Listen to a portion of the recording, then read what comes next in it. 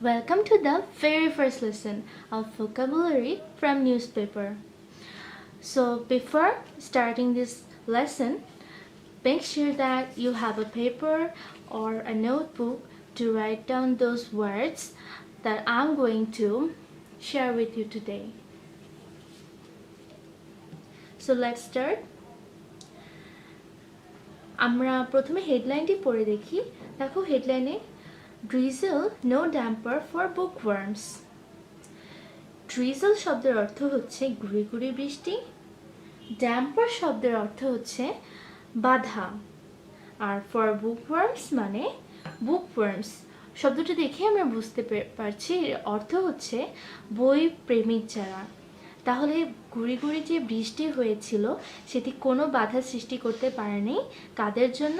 যারা বই প্রেমিক তাদের জন্য। তাহলে তোমরা লিখে ফেলো বন্ধুরা এই নতুন ওয়ার্ডগুলো। প্রথমে আসবে ড্রিজল। ওয়েল, আমি শুরুতে এখানে কোনো অর্থ লিখছি না। লেসনটা শেষ করার পরে আমরা চেক করব যে আমাদের কতটুকু মনে আছে। Damper, and the most loving one, bookworm. bookworm শব্দটা আমার খুবই ভালো লেগেছে। আমি যদি এটা আগে জানতাম তাহলে হয়তো আমার লেটার্স প্যারাগ্রাফসগুলোকে আরও এনরিচ করতে পারতাম। ওকে, লেটস মুভ ফরওয়ার্ড। দেন আমরা মূল পাঠে চলে যাই। Although spring sky took a shade of uncharacteristic gloom yesterday, তো গতকালকে আকাশটা বোঝা যাচ্ছে মেঘাচ্ছন্ন ছিল এবং এটি হঠাৎই এরকম মেঘাচ্ছন্ন আকাশ দেখা দিয়েছিল আমাদের বসন্তের দিনে। It was no match for last minute shoppers, অর্থাৎ যারা শেষ মুহূর্তে দোকানে এসেছিল কিছু কিনতে তাদের জন্য এটি একদমই লাকি ছিল না। So it was no match for means যে এটা আনলাকি ছিল, এটা তাদের জন্য সুবিধাজনক ছিল না। So it was no match for last minute shoppers who turned out.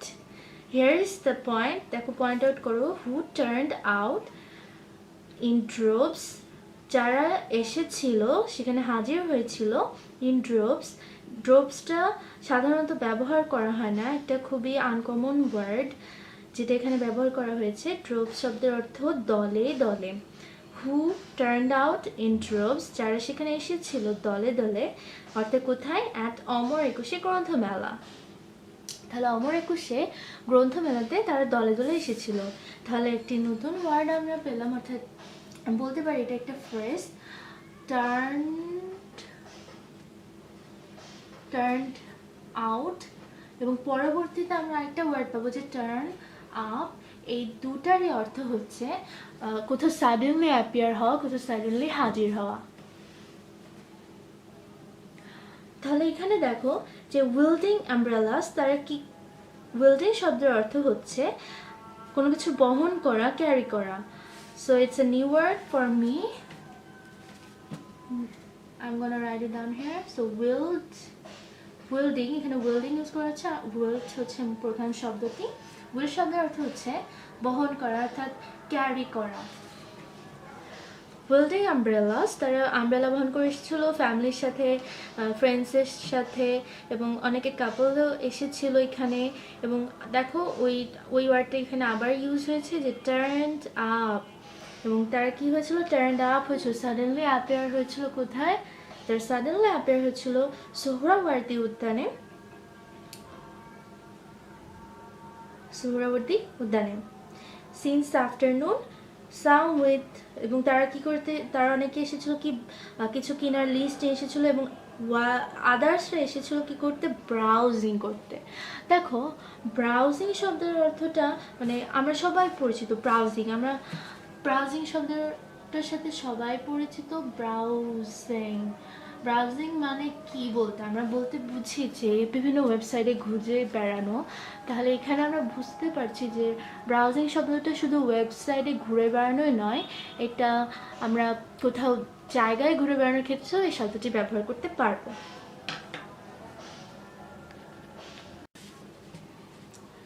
দেখো The book fair comes once a year. বইমেলা বছরে একবারই আসে. Although it's drizzling, যদিও এখন গড়ে গড়ে বৃষ্টি হচ্ছে, ঝিরঝির বৃষ্টি হচ্ছে, we don't really mind it. এবং আমরা এটা মাইন্ড করি না. It's not a big problem for us. Nothing can dampen. দেখো আমরা এর আগে শিখেছিলাম যে ড্যাম্পার মানে বাধা, তাহলে ড্যাম্পেন মানে এটা একটা ভার্ব, তো আমাদের বাধাগ্রস্ত করতে পারবে না. Nothing can dampen your spirit when you look forward to buying new books. 8. Srishti Akhtar, a former Dhaka University student who came with her cousin Rehna to buy Anisul House's latest novel, এখানে থেমো না. Well, এখানে আমরা কোনো কঠিন শব্দ পাইনি, same কিছু শব্দ এখানে রিপিট হয়েছে. দেখো ড্রিজলিং, ড্যাম্পার, ড্যাম্পেন. ওকে, দেন মুভ ফরওয়ার্ড. সো দেখো এখানে some fair goers actually appreciated the light rain and cloudy sky. অর্থাৎ যারা বইমেলায় সেখানে গিয়েছিল তারা প্রকৃতপক্ষে খুবই অভিবাদন জানিয়েছে এই লাইট রেনকে এবং মেঘলা আকাশকে, এবং তারা এও বলেছে যে দেখো seeing it gave them a relief from the dust that usually becomes a problem throughout the fair as crowd grows in the last week. অর্থাৎ এই যে লাইট রেনটা ছিল এটা অবশ্যই তাদেরকে তৃপ্তি দিয়েছিল, কেননা গত উইকে খুবই ক্রাউড ছিল. দেন দেখো I'm allergic to dust and bringing children to such a crowded place sometimes is a hassle. So আমরা এখানে একটা নতুন শব্দ পাচ্ছি, hassle. Let me write it down first. Hassle. Hassle শব্দের অর্থ হচ্ছে ঝগড়া, বিবাদ, গ্যাঞ্জাম, গন্ডগোল.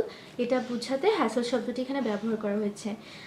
তাহলে এখানে একজন ব্যক্তি বলছেন যে তিনি তার অ্যালার্জি আছে ধুলাবালিতে, যেহেতু বৃষ্টি হয়েছে ধুলাবালিও চলে গেছে, তাই সে তার শিশুকে, তার সন্তানকে নিয়ে সেখানে চলে আসতে পেরেছে, কারণ সেখানে ভিড়ও ছিল না. But as the day is cloudy and the rain helped clean up the air, my daughter and I can roam the fair freely, said Rakibul with her 5-year-old daughter Maisha on his lap. অর্থাৎ একজন বাবা তার সন্তানকে কোলে নিয়ে, ল্যাপ শব্দের অর্থ হচ্ছে গিয়ে কোলে, এই কোলে নিয়ে তার সন্তানকে এখানে এসেছেন, কারণ বৃষ্টি হয়েছে, চারপাশে ধুলাবালিও নেই, তাই তারা খুবই আনন্দের সাথে ঘুরে বেড়াতে পারছেন. অর্থাৎ রোম, ব্রাউজিং এগুলো অনেকটা সিমিলারই ধরা যায়. তাহলে আমি রাইট করলাম এখানে, দেখো রোম মানে হচ্ছে ঘোরাফেরা করা. Publishers were also prepared for possible rain, keeping plastic sheet covers. অর্থাৎ পাবলিশার্সরাও অনেক প্রিপেয়ার্ড ছিল যে রেইন হলে ওরা কী রকম প্রস্তুতি নেবে. Roman Darshvik, publisher of Pendulum, said, "We knew it could rain today. Therefore, we had taken precautions." আমরা জানতাম যে বৃষ্টি হবে, আগে থেকেই এটা আমাদের জানা ছিল, তাই আমরা কিছু পূর্ব সতর্কতা নিয়েছি. দ্য প্রিকশন শব্দটি হচ্ছে পূর্ব সতর্কতা.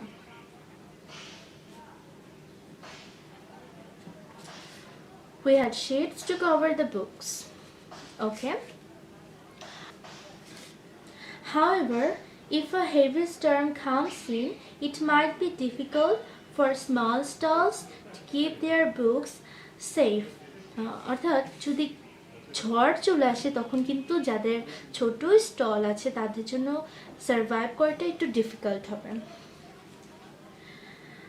Salespersons also remained upbeat, saying the inclement weather didn't affect their sales much. এই লাস্ট লাইনে আমরা দুটি নতুন শব্দ পাচ্ছি, আপবিট এবং ইনক্লিমেন্ট, এবং এই দুটো শব্দ আমার খুবই পছন্দের দুটি শব্দ.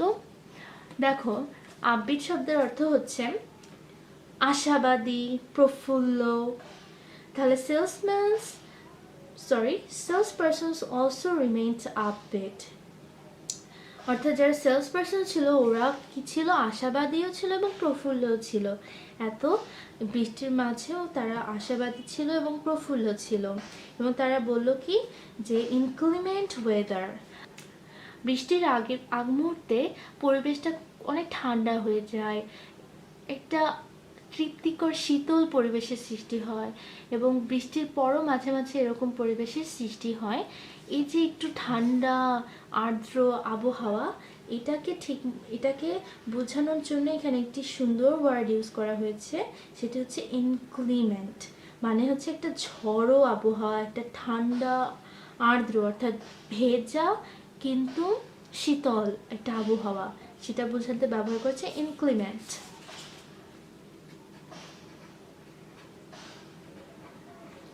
ইনক্লিমেন্ট এটা আসলে আমরা এখানে ওয়েদারের জন্য ইউজ করছি, ঝড়ো আবহাওয়া বা শীতল আর্দ্র আবহাওয়া, ইনক্লিমেন্ট ওয়েদার। আর আপবিট এটা আমার সব থেকে পছন্দের, অন্যতম একটি পছন্দের ওয়ার্ড আপবিট। এর অর্থ হচ্ছে প্রফুল্ল এবং আশাবাদী হওয়া। তাহলে বন্ধুরা চলো আমরা চেক করে নিই যে আজকে আমরা আজকে যেসব নতুন নতুন শব্দ শিখলাম তার কতটুকু আমাদের মনে আছে। তো এটা চেক করার জন্য তোমরা ভিডিওটা পোস্ট দিয়ে রাখতে পারো এবং পরবর্তীতে আমার সাথে মিলিয়ে নিতে পারো। ড্রিজল, ড্রিজল শব্দটা আমাদের প্রথম শব্দ ছিল, যেটির অর্থ হচ্ছে ঝিরিঝিরি বা গুড়ি গুড়ি বৃষ্টি। ঝিরি ঝিরি বৃষ্টি। ড্যাম্পার শব্দের অর্থ হচ্ছে বাধা।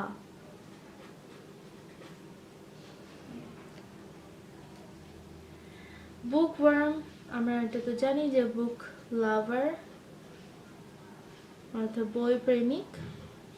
টার্নড আউট, টার্ন আপ, অর্থাৎ এটা যদি আমরা প্রেজেন্টে বলি, টার্ন আপ টার্ন আউট মানে হচ্ছে কি সাডেনলি। অ্যারাইভ, তো কোথাও সাডেনলি অ্যারাইভ হওয়া, অ্যাপিয়ার হওয়া। উইল্ট মানে হচ্ছে কি ক্যারি করা অর্থাৎ বহন করা, টু ক্যারি সামথিং, বহন করা বা ধরা, হাত দিয়ে ধরা। ব্রাউজিং, এই শব্দটা শুনলে হয়তো মনে হয় যে কম্পিউটারে আমরা কিছু ব্রাউজিং করছি, আসলে শুধু কম্পিউটার ক্ষেত্রেই না, আমরা যদি কোথাও ঘুরতে যাই সেই ক্ষেত্রে আমরা বলতে পারবো ব্রাউজিং অর্থাৎ ঘোরাফেরা করা।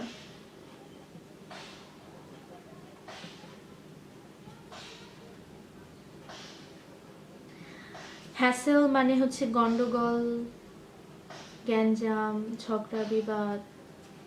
রোমম মানেও হচ্ছে ঘোরাফেরা করা।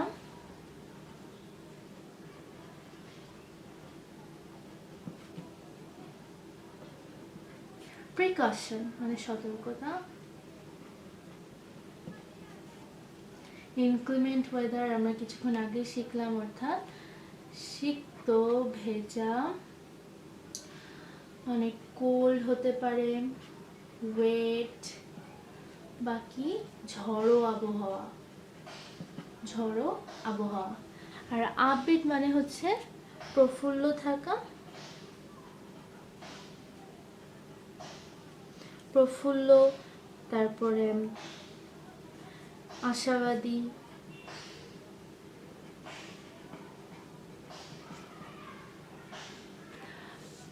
আমরা মিলিয়ে নাও কার কতটুকু হয়েছে। And that is it for today guys. Next ভিডিওতে আমরা নতুন একটি টপিক নিয়ে আসবো এবং নতুন নতুন ওয়ার্ডের সাথে আমরা আবার পরিচিত হব।